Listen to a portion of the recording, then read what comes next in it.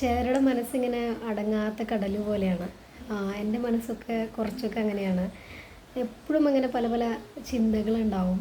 അപ്പം അതിനെ ശാന്തമായിട്ടിരുത്താൻ ഭയങ്കര ബുദ്ധിമുട്ടാണ്.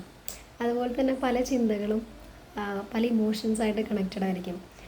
ചിലപ്പം ഒന്നും വേണ്ട, ചിലപ്പോൾ ഒരു പർട്ടിക്കുലർ പൂവിൻ്റെയോ ചന്ദനത്തിരിയുടെയോ ഒക്കെ മണം ശ്വസിക്കുമ്പം അത് വേറൊരു ഓർമ്മയിലേക്ക് കൊണ്ടുപോകും.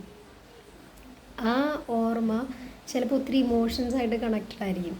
അപ്പം ഇപ്പോഴത്തെ പ്രസൻറ്റ് മൊമെൻറ്റിൽ വിഷമമോ സങ്കടമോ സന്തോഷമൊന്നും ഇല്ലെങ്കിലും ആ പാസ്റ്റ് ഇൻസിഡൻ്റായിട്ട് കണക്ട് ചെയ്ത് വരുമ്പം പെട്ടെന്ന് മനസ്സിൽ ഭയങ്കര വ്യത്യാസം വരും. ചിലപ്പോൾ ഭയങ്കര ഇമോഷണലായി പോകും. അപ്പോൾ ഇതൊക്കെ കൺട്രോൾ ചെയ്യാൻ ഭയങ്കര ബുദ്ധിമുട്ടാണ്. നമുക്ക് ഏറ്റവും കംഫർട്ടബിളായ ആൾക്കാരുടെ അടുത്ത് നമുക്ക് ഇമോഷൻസൊക്കെ പ്രകടിപ്പിക്കാൻ പറ്റും. പക്ഷേ അല്ലാത്ത സാഹചര്യങ്ങളിൽ ഇത് ഇച്ചിരി ബുദ്ധിമുട്ടാണ് മനസ്സിനെ കൺട്രോൾ ചെയ്യാൻ. അപ്പം സെക്കൻഡ് തോട്ട്സൊക്കെ വേണ്ടി വരും. ഇത് പറയണോ വേണ്ടയോ, ഇത് പ്രകടിപ്പിക്കണോ എന്നിങ്ങനെ പലതരത്തിലുള്ള തോട്ട്സ്, പല പല അടരുകളുള്ള, ഇങ്ങനെ ശാന്തമാവാത്ത, ഒത്തിരി ഡീറ്റെയിലായിട്ട് ചിന്തിക്കുന്ന ഒരു മനസ്സ്. അപ്പോൾ ഈ മനസ്സിൻ്റെ പ്രശ്നം എന്താണെന്ന് വെച്ചിട്ടുണ്ടെങ്കിൽ ഇത് ഉറക്കത്തിനെ ഒത്തിരി ബാധിക്കാറുണ്ട്. ഉറങ്ങാൻ ഭയങ്കര ബുദ്ധിമുട്ടാണ്. ഉറങ്ങാമെന്ന് വെച്ചാൽ നമുക്കിപ്പം ബുദ്ധിമുട്ടുള്ള എന്തെങ്കിലും ഒരു ചിന്തകളൊക്കെ വന്നു കഴിഞ്ഞാൽ പിന്നെ അത് തിങ്ക് ചെയ്ത് ഉറക്കം പോകും. അപ്പോൾ പലരും പല മെത്തേഡുകളൊക്കെ പറയും. നമ്മൾ ലൈറ്റ് മ്യൂസിക് കേൾക്കണം, എണ്ണി നോക്കണം, അങ്ങനെ പല പല കാര്യങ്ങളൊക്കെ പറയും. പക്ഷെ അതൊന്നും ചിലപ്പോൾ വർക്കൗട്ട് ആവാറില്ല.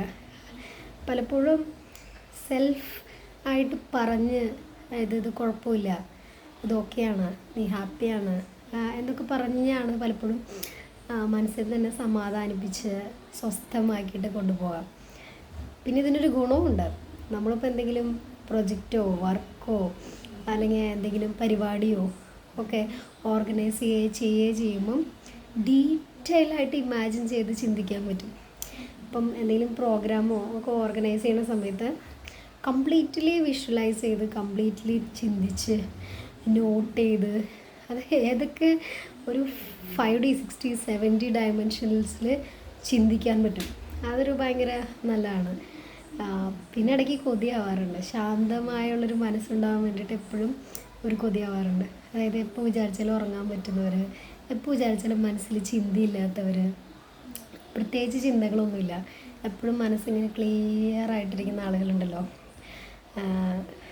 അവരെ പോലെ ആവാനൊക്കെ ആഗ്രഹം തോന്നാറുണ്ട്. പിന്നെ എന്താ ചെയ്യുക, ഓരോരുത്തരും ഓരോ തരത്തിലാണല്ലോ സൃഷ്ടിച്ചിരിക്കുന്നത്. അതിന് ദോഷങ്ങളുണ്ട് ഗുണങ്ങളുണ്ട്, എല്ലാം അഡ്ജസ്റ്റ് ചെയ്ത് ജീവിക്കുക അല്ലേ. ഇതിൽ നിരാശയൊന്നുമില്ല. ഇത് ഇങ്ങനെയാണ്, ഇതിങ്ങനെയാണെങ്കിൽ ഇത് ആക്സെപ്റ്റ് ചെയ്തേ പറ്റൂ. എൻ്റെ ഒരു ഫ്രണ്ട് എപ്പോഴും പറയും, നീ ഇങ്ങനെയാണെന്ന് നീ എന്ന് ആക്സെപ്റ്റ് ചെയ്യണം അന്നത്തോടുകൂടി നിനക്ക് സമാധാനം കിട്ടുന്നു അല്ലേ. നമ്മളെങ്ങനെയാണെന്ന് നമുക്ക് ആക്സെപ്റ്റ് ചെയ്യാൻ ഭയങ്കര ബുദ്ധിമുട്ടാണ്. നമ്മളെപ്പോഴും നമ്മളെ തന്നെ ചേഞ്ച് ആക്കാൻ വേണ്ടി ശ്രമിച്ചുകൊണ്ടിരിക്കുമ്പോഴാണ് നമുക്ക് ഒത്തിരി പ്രശ്നങ്ങളൊക്കെ സംഭവിക്കാം. അപ്പം എങ്ങനെ ഇരിക്കുന്നോ അതുപോലെ തന്നെ ശാന്തിയും സമാധാനവും സ്വസ്ഥയൊക്കെ കണ്ടെത്താൻ പറ്റിക്കഴിഞ്ഞാൽ ജീവിതം രസകരമായിരിക്കും. വേറെ ഒന്നുമില്ലെങ്കിലും ഏറ്റവും വലിയ സമ്പത്ത് എന്ന് പറഞ്ഞിട്ടുണ്ടെങ്കിൽ സമാധാനമാണ്. അതും സമാധാനം എന്ന് പറഞ്ഞാൽ മറ്റുള്ളവർ കൊടുക്കുന്ന സമാധാനമല്ല, നമ്മുടെ ഉള്ളിൻ്റെ ഉള്ളിൽ നിന്ന് വരുന്ന സമാധാനം.